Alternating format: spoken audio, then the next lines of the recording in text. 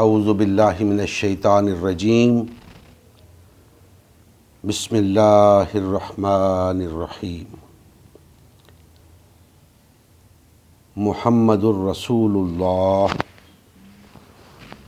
والذین معہ اشداء علی الکفار رحماء بینہم تراہم رکعا سجدا یبتغون فضلا من اللہ ورضوانا سیماہم فی وجوہہم من اثر السجود ذالک مثلہم فی التوراۃ ومثلہم فی الانجیل کزرع اخرج شطأہ فآزرہ فاستغلظ فاستوى على سوقه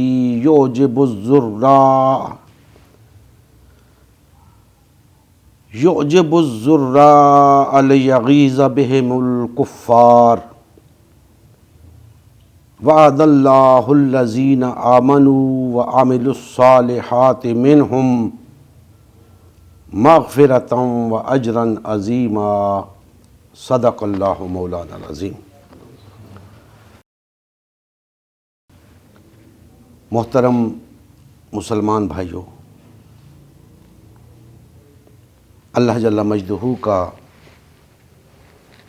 احسان عظیم ہے جس کی توفیق و عنایت سے ہم یہاں حاضر ہوئے۔ اللہ تعالی ہم سب کی حاضری اپنی بارگاہ میں منظور و مقبول فرمائے۔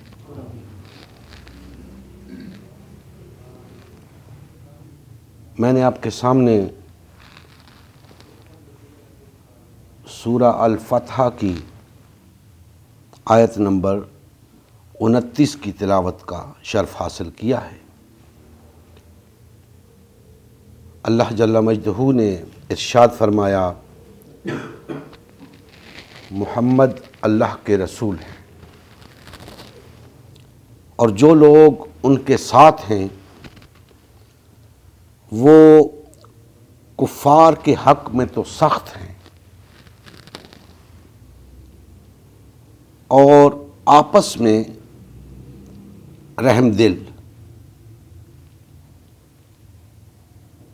تو ان کو دیکھتا ہے کہ اللہ کے آگے جھکے ہوئے سر بسجود ہیں اور اللہ کا فضل اور اس کی خوشنودی طلب کر رہے ہیں۔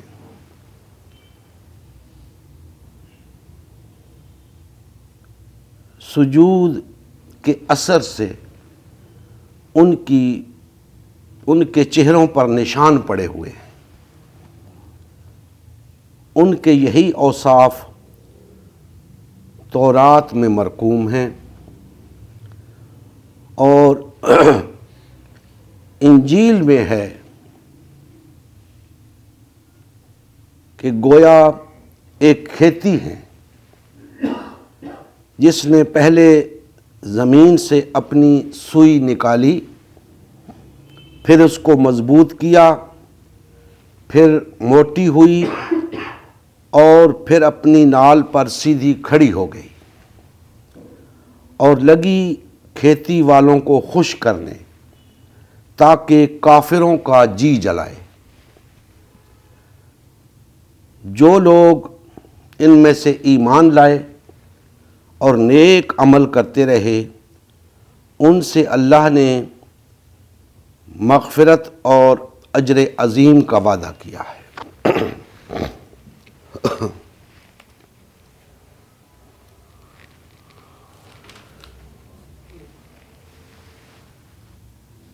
دوستان محترم،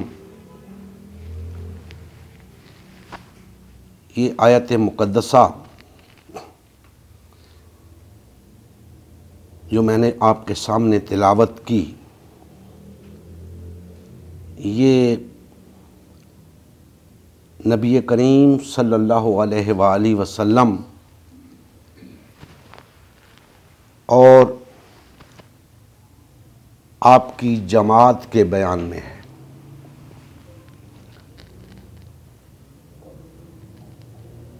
غور طلب مضمون ہے۔ امید کرتا ہوں کہ میرے الفاظ کی بجائے کلام ربی کی روح کو سمجھنے کی کوشش کریں گے، تاکہ ہمیں معلوم پڑ سکے کہ اللہ جل مجدہ نے نبی کریم صلی اللہ علیہ وآلہ وسلم اور آپ کی جماعت کے بارے میں کیا کچھ بیان فرمایا ہے۔ سب سے پہلے تو اللہ پاک نے گواہی دی نبی کریم صلی اللہ علیہ وآلہ وسلم کے رسول ہونے کی، اور فرمایا کہ محمد الرسول اللہ، محمد اللہ کے رسول ہیں،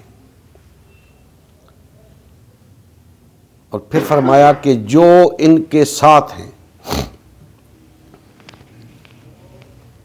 یاد رکھیں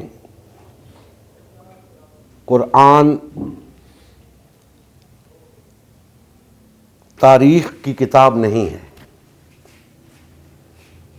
کہ اس میں محض گزشتہ ادوار کے واقعات بیان کیے گئے ہوں۔ قرآن کتاب ہدایت ہے، اور کسی دور کے ساتھ مخصوص نہیں، ہر دور کے لیے ہے۔ آج سے 1400 سال پہلے بھی یہ کتاب ہدایت تھی، آج بھی کتاب ہدایت ہے، اور تا قیام قیامت کتاب ہدایت رہے گی۔ لہذا یہ جو مضمون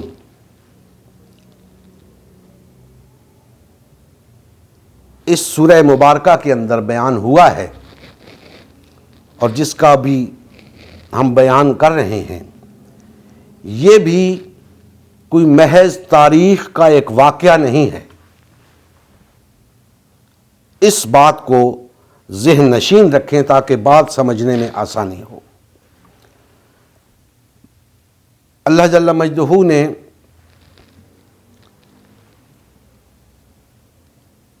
فرمایا کہ محمد اللہ کے رسول ہیں، اور جو ان کے ساتھ ہیں، کل جو ان کے ساتھ تھے، جیسے نبی کریم صلی اللہ علیہ وآلہ وسلم کل بھی اللہ کے رسول تھے، اور جو ان کے ساتھ تھے ان کا بیان بھی ہے۔ آج بھی نبی کریم صلی اللہ علیہ وآلہ وسلم اللہ کے رسول ہیں، تو آج بھی ان کے ساتھ کوئی ہوگا، انہی کا بیان ہے۔ وہ کل تھے، تب بھی آپ کے ساتھ ہونے والوں کا بیان ہے، وہ آج ہیں، تب بھی آپ کے ساتھ ہونے والوں کا بیان ہے، اور وہ کل ہوں گے، تب بھی آپ کے ساتھ ہونے والوں کا بیان ہے۔ اور یہ ساتھ ہونا کیا ہے، اس بات پہ تمام مفسرین، مترجمین، ائمہ کا اتفاق ہے کہ چونکہ اولاً مخاطب صحابہ کرام ہیں، تو لا محالہ اولاً معیت جن کو ملی نبی کریم صلی اللہ علیہ وآلہ وسلم کی، وہ صحابہ کرام ہیں، اور صحابہ کرام ایک جماعت تھے۔ نبی کریم صلی اللہ علیہ وآلہ وسلم کی معیت میں جو لوگ تھے وہ ایک جماعت تھے، اسی لیے میں عرض کر رہا ہوں کہ یہ بیان نبی کریم صلی اللہ علیہ وآلہ وسلم اور آپ کی جماعت کا ہے. کل آپ اور آپ کی جماعت تھے، آج بھی آپ اور آپ کی جماعت ہیں، قیامت تک آپ کی جماعت رہے گی. تو اس جماعت کا تذکرہ ہے، لہذا اس کو غور سے سنیں کہ فرمایا محمد اللہ کے رسول ہیں اور جو ان کے ساتھ ہیں. نبی کریم صلی اللہ علیہ وآلہ وسلم کی حیات طیبہ کے اندر ہم دیکھتے ہیں کہ جو آپ کے ساتھ تھے صحابہ کرام رضوان اللہ علیہم اجمعین، وہ ایک جماعت تھے، وہی آپ کے ساتھ تھے، انہی کا تذکرہ ہو رہا ہے. کوئی دوسری رائے نہیں کہ اولن انہی کا تذکرہ ہے. اب 1400 سال گزر گئے، ماضی گزر گیا، اب حال ہے. قرآن موجود ہے، قرآن کے اندر یہ آیت موجود ہے، آج ہم اس کی تلاوت کر رہے ہیں. اللہ پاک فرما رہے ہیں محمد الرسول اللہ والذین معہ، محمد اللہ کے رسول ہیں اور جو ان کے ساتھ ہیں. آج اس بات میں تو کوئی شک و شبہ نہیں کہ محمد اللہ کے رسول ہیں، لیکن جو ان کے ساتھ ہیں اس بات کی سمجھ نہیں آ رہی کہ آج کون آپ کے ساتھ ہے. یہ بات غور طلب ہے. ہم یہ جانے بغیر آگے نہیں بڑھ سکتے، ہم اس پر بات کیے بغیر آگے نہیں بڑھ سکتے. کیوں؟ اس لیے کہ آج ہم آپ کے ساتھ نہیں ہیں، تو پھر کس کے ساتھ ہیں؟ اس وقت دیکھ لیں سب آپ کے ساتھ تھے. اللہ تعالیٰ نے ان کا تذکرہ فرما دیا، سب انہیں آپ کی جماعت کے نام سے جانتے ہیں، صحابہ کرام کے نام سے جانتے ہیں. آج 1.5-2 ارب کے قریب ایسے افراد موجود ہیں جو زبان سے کہتے ہیں محمد الرسول اللہ، لیکن جب والذین معہ کی بات آتی ہے تو وہ نظر نہیں آتے، وہ آپ کے ساتھ نظر نہیں آتے. کیوں نظر نہیں آتے؟ اس لیے کہ ان میں سے کچھ اس کے ساتھ ہیں، کچھ اس کے ساتھ ہیں. اور اگر میں واضح الفاظ میں کہوں تو کچھ جماعت اسلامی کے ساتھ ہیں، کچھ تبلیغی جماعت کے ساتھ ہیں، کچھ دعوت اسلامی کے ساتھ ہیں، کچھ پیپلز پارٹی کے ساتھ ہیں، کچھ تحریک انصاف کے ساتھ ہیں، کچھ مسلم لیگ کے ساتھ ہیں، کچھ کسی اور کے ساتھ ہیں، کچھ کسی اور کے ساتھ ہیں. محمد الرسول اللہ کے ساتھ کوئی نہیں.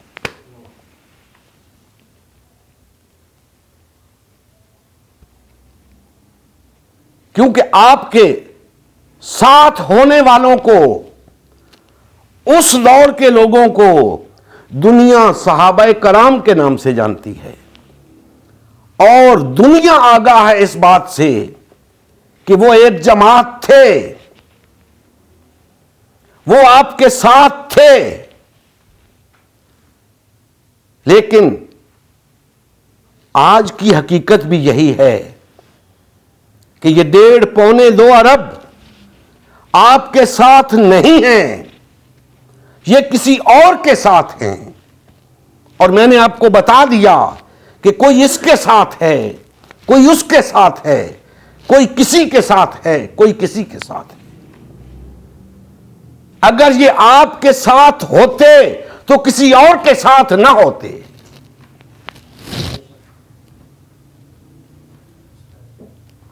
اس آیہ مقدسہ کا تقاضا یہی ہے کہ جو آپ کے ساتھ ہے وہ کسی اور کے ساتھ نہیں ہے۔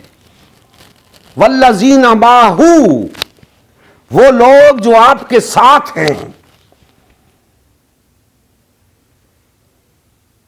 تو آج المیہ یہ ہے ہمارے ساتھ کہ ہم آپ کے ساتھ نہیں ہیں۔ مسلمان تقسیم ہو چکے ہیں، منتشر ہو چکے ہیں، اتنے منتشر کہ اس کے ساتھ تو نظر آتے ہیں، اس کے ساتھ تو نظر آتے ہیں، آپ کے ساتھ کوئی نظر نہیں آتا۔ دعویٰ سب رکھتے ہیں کہ ہم آپ کے ساتھ ہیں، نظر کہیں اور آتے ہیں، وابستگیاں کہیں اور ہیں، وفاداریاں کہیں اور ہیں۔ ساتھ ہونے کا مطلب کیا ہے؟ کسی کا وفادار ہونا۔ اگر وفاداری کہیں اور ہے تو ساتھ بھی کسی اور کا ہے۔ اگر وفاداری آقا دو جہاں کی ہے تو پھر ساتھ بھی آپ کا ہے۔ آج وہ وفاداریاں تقسیم ہو چکی، ان مذہبی رہنماؤں کے ساتھ وفاداریاں چلی گئیں، ان سیاسی رہنماؤں کے ساتھ وفاداریاں چلی گئیں جنہوں نے اس امت کا شیرازہ منتشر کر کے رکھ دیا ہے۔ کون سا گروہ ہے جو کہتا ہو کہ میں نبی کریم صلی اللہ علیہ وآلہ وسلم کے ساتھ ہوں؟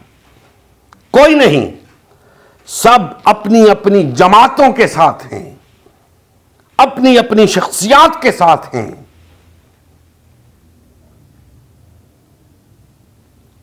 تو اللہ نے فرمایا کہ محمد اللہ کے رسول ہیں، اور جو ان کے ساتھ ہیں وہ کفار کے مقابلے میں بڑے سخت ہیں۔ کسی کو اس بارے میں شک نہیں کہ جو لوگ نبی کریم صلی اللہ علیہ وآلہ وسلم کے ساتھ تھے وہ کفار کے مقابلے میں بہت سخت تھے، غیر مسلم کے مقابلے میں نہیں۔ یہ بات ذہن نشین کر لیں، کفار کے مقابلے میں سخت ہونے کا مطلب یہ نہیں کہ آپ تلوار لے کر، گن لے کر ان کے پیچھے پڑ جائیں۔ جو لوگ مسلم نہیں ہیں وہ دو طبقات ہیں، یا وہ غیر مسلم ہیں یا وہ کفار ہیں۔ غیر مسلم وہ ہے جو آپ کے ساتھ چھیڑ چھاڑ نہیں کرتا،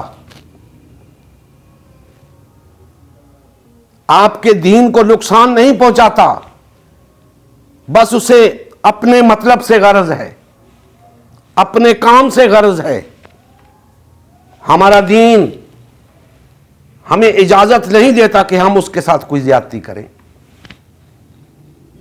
ہم اسے جبراً دین کے اندر داخل کریں، ہرگز نہیں۔ ہمیں صرف اور صرف ان لوگوں پر سختی کرنے کا حکم ہے جو کفار ہیں، جو دین اسلام کو رد کرتے ہیں، جو دین اسلام کے دشمن ہیں، جو دین کو مٹانے کے لیے اپنی کوششیں کرتے ہیں، دین کے خلاف سازشیں کرتے ہیں، تو ان پر ہمیں سخت ہونا چاہیے۔ ان کے بارے میں فرمایا جا رہا ہے کہ محمد الرسول اللہ والذین معہ اشداء علی الکفار، کہ محمد صلی اللہ علیہ وسلم اور ان کے ساتھی، ان کی جماعت، یہ وہ لوگ ہیں جو کفار پر سخت ہیں، کفار سے کسی قیمت پر ڈرنے والے نہیں، اور رحماء بینہم، آپس میں بہت نرم دل ہیں۔ دوستان محترم، یہ دو صفات بیان فرمائیں نبی کریم صلی اللہ علیہ وآلہ وسلم اور آپ کی جماعت کی، کہ آپ کی جماعت کے جو لوگ ہوں گے وہ کفار پر سخت ہوں گے، آپس میں نرم دل ہوں گے۔ ہمارے ہاں آج حساب الٹا ہے،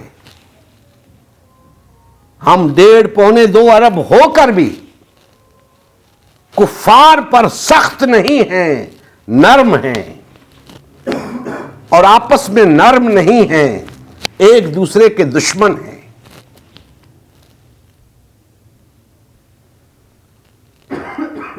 کفار کے مقابلے میں ہم دب جاتے ہیں، ڈر جاتے ہیں، بچوں کی طرح سہم جاتے ہیں۔ آج 1.5-2 ارب ہونے کے باوجود، 57 ریاستیں ہونے کے باوجود کفار نے ہمیں دبا رکھا ہے، اپنا محکوم بنا رکھا ہے، اپنا غلام بنا رکھا ہے، اور جب آپس میں بات آتی ہے تو ہم ایسے لڑتے ہیں ایک دوسرے سے جیسے کفار سے لڑنا چاہیے۔ ہم ایک دوسرے کو برداشت کرنے کے لیے تیار نہیں، ہمارے دل پھٹے ہوئے ہیں۔ اللہ فرماتا ہے کہ ان کے دل جڑے ہوئے ہوتے ہیں، ہمارے دل پھٹے ہوئے ہیں، اور کفار کے مقابلے میں ہم نرم دل ہو چکے ہیں۔ نرم دل کیا ہو چکے ہیں؟ بزدل ہو چکے ہیں۔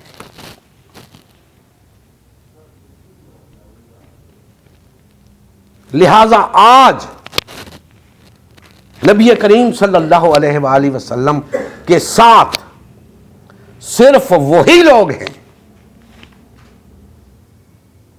جو سب سے پہلے تو کسی اور کے وفادار نہیں، اور اس کے بعد کفار پر سخت ہیں، آپس میں نرم دل ہیں۔ آپ پوچھیں گے کہ آج کے دور میں کفار پر سخت ہونا کیا ہے، اور اگر ہم نبی کریم صلی اللہ علیہ وآلہ وسلم کے ساتھ ہیں تو ہم کیسے کفار پہ سخت ہیں؟ دوستان محترم، یاد رکھیں، کفار پر سخت ہونا محض یہی نہیں کہ آپ اسلحہ لے کر ان پر چڑھائی کر دیں اور انہیں تہہ تیغ کر ڈالیں۔ کفار پر سخت ہونے کا مطلب یہ ہے کہ کفار سے کسی صورت ڈرے نہ، کسی قیمت پر دبے نہ، ان کے ہاتھوں بکے نہ۔ اگر ایک شخص بھی ہو اللہ کا نام لینے والا تو کسی قیمت پر باطل اور طاغوتی طاقتیں اسے خرید نہ سکیں۔ یہ ہے کفار کے مقابلے میں سخت ہونا۔ کیونکہ آج قلیل تعداد میں ہونے کی وجہ سے ہمارا کفار کے ساتھ کوئی موازنہ نہیں، کسی قسم کی جنگی صورتحال پیدا نہیں ہو سکتی، کوئی مقابلہ ہی نہیں، کوئی موازنہ ہی نہیں۔ تو ہمارا کفار کے مقابلے میں سخت ہونا کیا ہوگا؟ یہی ہوگا کہ وہ چاہے ہمارا سر قلم کر دیں، ہمیں حق کی دعوت سے باز نہیں رکھ سکتے، وہ ہمیں جھکا نہیں سکتے، ہمیں خرید نہیں سکتے۔ یہی ہمارا کفار کے مقابلے میں سخت ہونا ہے۔ اور جب اللہ نے طاقت عطا کی، جب اللہ نے قوت عطا کی، وسائل عطا کیے، اس وقت ہم اس بات کا عملی مظاہرہ کریں گے کہ ہاں آؤ دیکھو کیسے اللہ کے بندے کفار کے مقابلے میں سخت ہوتے ہیں۔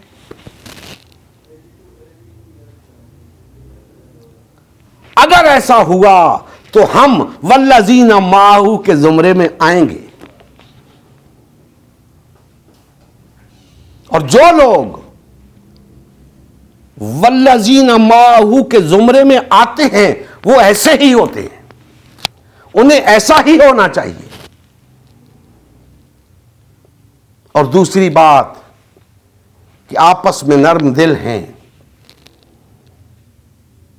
دوستان محترم، اگر ہمارے دل آپس میں پھٹے ہوئے، اگر ہم ایک دوسرے سے نفرت کرتے ہیں، ایک دوسرے سے کینہ رکھتے ہیں، بغض رکھتے ہیں ایک دوسرے کا اپنے دلوں کے اندر، اور محبت ایک دوسرے کے لیے نہیں رکھتے، تو ہم والذین معہ کے زمرے میں نہیں آتے۔ ہمیں بہر طور اس بات کا عملی مظاہرہ کرنا ہوگا کہ ہم ایک دوسرے سے محبت رکھتے ہیں، ہمارے دلوں کے اندر کینہ اور بغض نہیں ہے، ہم سب آپس میں بھائی بھائی ہیں۔ ہمیں ایسے طرز عمل کا مظاہرہ کرنا ہوگا کہ یوں لگے جیسے ہم سگے بھائیوں کی طرح ہیں، اور اس سے بھی بڑھ کر، کیونکہ جس نسبت سے ہم بھائی بھائی ہیں وہ نسبت سب سے بالا ہے، سب سے بڑھ کر ہے۔ لہذا اس نسبت کی بنیاد پر وجود میں آنے والا تعلق بھی بے مثال ہونا چاہیے، اسی طرح بالا اور برتر ہونا چاہیے۔ تو یہ دو صفات بیان فرمائیں نبی کریم صلی اللہ علیہ وآلہ وسلم اور آپ کی جماعت کی، اور پھر فرمایا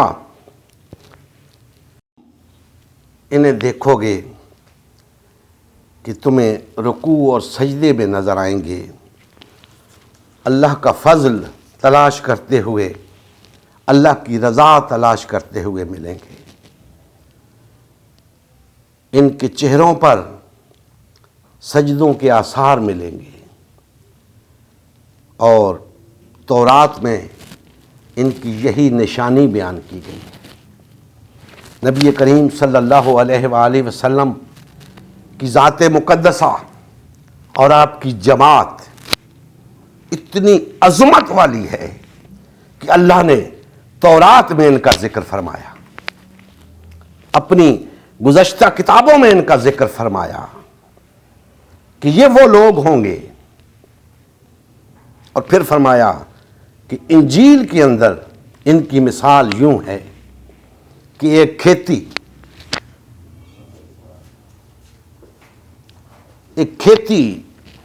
جس میں سب سے پہلے کونپل نکلتی ہے، سب سے پہلے کونپل نکلتی ہے، پھر وہ مضبوط ہوتی ہے، پھر وہ نالی بنتی ہے، تنا بنتا ہے، پھر وہ ایک درخت بنتا ہے، اور پھر وہ کسانوں کو خوش کرتی ہے، اور کفار اسے جب دیکھتے ہیں تو ان کا غضب بڑھتا ہے۔ یہ مثال اللہ کے رسول کی جماعت کی دی گئی ہے، یہ امت مسلمہ کی مثال دی گئی ہے کہ وہ پہلے پہل اس کونپل کی طرح بہت کمزور ہوتے ہیں، پھر وہ آہستہ آہستہ نشو و نما پاتی ہے وہ جماعت.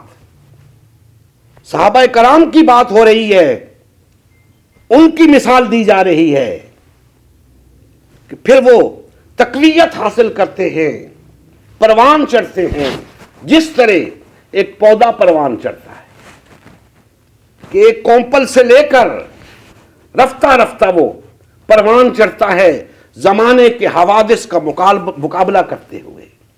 جس طرح پودا مختلف قسم کی ہواؤں کا سامنا کرتا ہے, تیز دھوپ کا سامنا کرتا ہے, سردی کی شدت کا سامنا کرتا ہے, بارش اور طوفان کا سامنا کرتا ہے, اسی طرح یہ جماعت بھی ان تمام آزمائشوں کا سامنا کرتے ہوئے پروان چڑھتی ہے, اور اس درخت کی طرح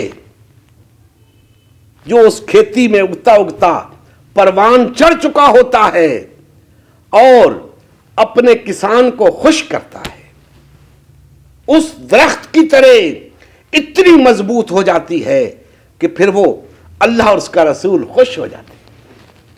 اس جماعت کو دیکھتے ہیں تو خوش ہو جاتے ہیں, لیکن کفار اس پہ بھڑک اٹھتے ہیں کہ یہ کیسے ہو گیا, یہ کیوں پروان چڑھ گیا, کیوں اس قدر طاقتور ہو گیا. کفار کو اس پر غصہ آتا ہے. دوستان محترم, اللہ پاک فرماتے ہیں کہ میرا وعدہ ہے ان لوگوں کے ساتھ جو ایمان لائیں گے اور عمل صالح کریں گے کہ ان کے لیے مغفرت ہے اور اجر عظیم ہے. تو یہ ایمان لانے والے اور عمل صالح اختیار کرنے والے کون لوگ ہیں؟ نبی کریم صلی اللہ علیہ وآلہ وسلم کے صحابہ کرام. اللہ پاک نے وعدہ فرما دیا کہ میرا وعدہ ہے ان لوگوں کے ساتھ جن کے لیے تورات میں یہ کہا گیا اور انجیل میں یہ کہا گیا, جو کفار پہ سخت ہیں, آپس میں نرم دل ہیں. دوستان محترم, یہ امت مسلمہ کا تذکرہ فرمایا گیا. نبی کریم صلی اللہ علیہ وآلہ وسلم کے عہد مبارک میں امت مسلمہ نے اس نقشے کی عملی تصویر پیش کی. یہ نقشہ تورات میں بیان ہوا, انجیل میں بیان ہوا, لیکن اس کی عملی تفسیر نبی کریم صلی اللہ علیہ وآلہ وسلم کے عہد مبارک میں صحابہ کرام نے پیش کی. اور یہی وجہ ہے کہ آپ اور آپ کی جماعت کی اس جد و جہد کی وجہ سے اللہ کا دین غالب آیا. روئے زمین کے اوپر اللہ کی حاکمیت قائم ہوئی. وہ تھوڑے سے تھے لیکن ایک جماعت تھے, ان اصولوں پر کاربند تھے جو اس جماعت کے لیے لازم تھے, اسی لیے کامیاب ہو گئے. آج اصول موجود ہیں, ان کی پابندی کرنے والا کوئی نہیں, ان پر چلنے والا کوئی نہیں. اس وقت جو تھے سب کے سب ان اصول کے پابند تھے. آج 1.5-2 ارب ہیں, ان اصول کی پابندی کرنے والا کوئی نہیں, اسی لیے وہ جماعت ہی نہیں رہی. اگر اس جماعت کو بحال اور فعال کرنا ہے, اگر امت مسلمہ کی تشکیل نو کرنی ہے, تو پھر ان اصولوں کو مد نظر رکھنا ہوگا. اور ان اصولوں کو مد نظر رکھتے ہوئے سب سے پہلا کام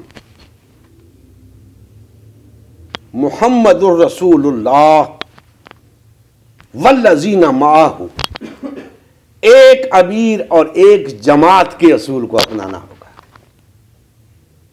ایک امیر اور ایک جماعت کے اصول کو اپنانا ہوگا, متحد ہونا ہوگا, وحدت اختیار کرنی ہوگی، تب یہ آیت مبارکہ کے مصداق بن سکیں گے ہم۔ آج محمد الرسول اللہ والذین معہ کا کیا مطلب ہے؟ ایک جماعت اور ایک امیر۔ نبی کریم صلی اللہ علیہ وآلہ وسلم اس جماعت کے امیر تھے جس کو والذین معہ کہہ کر خطاب کیا گیا، اور اس جماعت نے اپنے امیر اور اپنے امام کی قیادت میں وہ کام کر دکھایا جو رہتی دنیا تک بے مثال رہے گا۔ وہ عظیم انقلاب بپا کیا کہ آج اگر کوئی انقلاب بپا ہوتا ہے تو اسے سامنے رکھے بغیر نہیں ہو سکتا۔ آج اپنی جد و جہد کے لیے لوگ وہاں سے اصول لیتے ہیں، لیکن افسوس کہ ہم مسلمان 1.5-2 ارب مسلمان اس نظام کو ناقابل عمل سمجھتے ہیں۔ جو جد و جہد اللہ کے اذن سے اللہ کے رسول اور آپ کی جماعت نے کی، اور جس جد و جہد کے نتیجے میں دنیا کا نقشہ بدل گیا، روئے زمین کے اوپر اللہ کی حاکمیت قائم ہوئی، ہم اس جد و جہد کو ایک انقلابی جد و جہد کے طور پر دیکھتے ہی نہیں ہیں، ہم اسے محض اتفاق سمجھتے ہیں۔ دوستان محترم، جب تک ہم ان اصولوں کو مد نظر نہیں رکھیں گے اور قرآن مجید کی ہدایات کی روشنی میں ایک امیر اور ایک جماعت کے اصول کو نہیں اپنائیں گے، اس وقت تک نہ تو ہمارے اندر وہ صفات پیدا ہو سکتی ہیں جو اس آیہ مقدسہ کے اندر بیان ہوئی، اور نہ ہمیں وہ انعام مل سکتا ہے جو اس آیہ مقدسہ کے اندر بیان ہوا۔ وہ وعدہ پھر ہمارے ساتھ نہیں، وہ پھر انہی لوگوں کے ساتھ تھا جنہوں نے ان اصولوں کی پابندی کر کے وہ کام کر دکھایا جس کے نتیجے میں اللہ پاک نے انہیں یہ انعام عطا فرمایا۔ آج وہ وعدہ صرف اسی صورت میں ہمارے ساتھ ہو سکتا ہے کہ ہم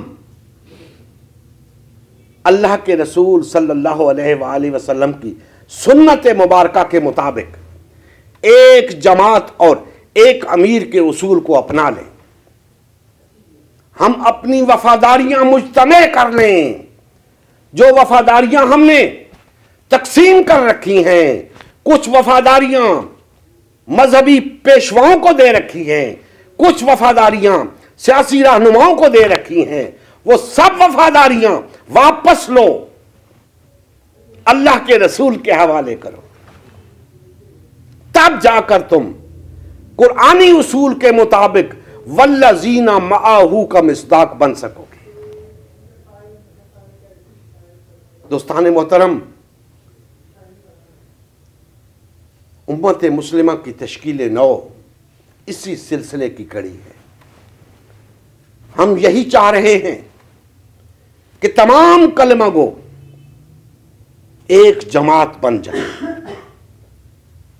اللہ کے رسول صلی اللہ علیہ وآلہ وسلم کی تشکیل کردہ جماعت امت مسلمہ پھر سے بحال، فعال اور منظم ہو جائے، تمام مسلمان ایک جماعت بن کر ایک امیر کی قیادت اور امامت کے اندر آ جائیں، اور جب یہ کام ہو جائے گا تو ہم اس آیت کے مصداق قرار پائیں گے۔ جس طرح ایک جماعت ہونے کی وجہ سے اللہ نے اپنے نبی اور آپ کی جماعت کو کامیاب کرایا تھا، غلبہ عطا کیا تھا، اسی طرح اللہ ہمیں بھی غلبہ عطا کرے گا۔ ضرورت اس امر کی ہے کہ امت مسلمہ کی تشکیل نو کی اس دعوت کو ہر شخص تک پہنچایا جائے، ہر گھر تک اس کو پہنچایا جائے، سب لوگوں کو اس بات سے آگاہ کیا جائے کہ بھائیو، ہماری فلاح کا راز فقط اس بات کے اندر مضمر ہے کہ ہم ایک جماعت بن جائیں، ہم وحدت اختیار کر لیں، اکٹھے ہو جائیں، ایک امیر اور امام کی قیادت میں آ جائیں۔ جب تک ہماری قوت تقسیم رہے گی، جب تک ہماری وفاداریاں تقسیم رہیں گی، ہم اسی طرح ظلم و ستم کی چکی میں پستے رہیں گے، ہم اسی طرح باطل اور طاغوتی طاقتوں کے غلام رہیں گے، محکوم رہیں گے۔ اگر ہم ایک باوقار قوم کے طور پہ اس دنیا کے اندر رہنا چاہتے ہیں تو ہمیں وحدت اختیار کرنی ہوگی، ہمیں اکٹھا ہونا ہوگا، ہمیں ایک جماعت بننا ہوگا، اس کے سوا کوئی چارہ نہیں۔ اللہ جل مجدہ ہمارے حال پہ رحم فرمائیں اور ہمیں کما حقہ قرآنی اصولوں کے مطابق وحدت اختیار کر کے ایک جماعت اور ایک امیر کے اصول پر عمل پیرا ہونے کی توفیق عطا فرمائے۔ وما علینا الا البلاغ المبین۔ نبی کریم صلی اللہ علیہ وآلہ وسلم کی زندگی کا مقصد غلبہ دین اسلام تھا۔ اس مقصد کے حصول کے لیے امت مسلمہ کی تشکیل ہوئی۔ امت مسلمہ نے نبی کریم صلی اللہ علیہ وآلہ وسلم کی سیادت و قیادت میں اسلام کو غالب و نافذ کیا۔ جب تک امت مسلمہ میں وحدت رہی، اسلام کا غلبہ برقرار رہا۔ جیسے ہی امت مسلمہ میں تفرقہ رونما ہونا شروع ہوا، یعنی پارٹی بازی شروع ہوئی، اسلام کا غلبہ جاتا رہا۔ آج غلبہ دین اسلام کی بحالی کی واحد صورت امت مسلمہ کی تشکیل نو ہے۔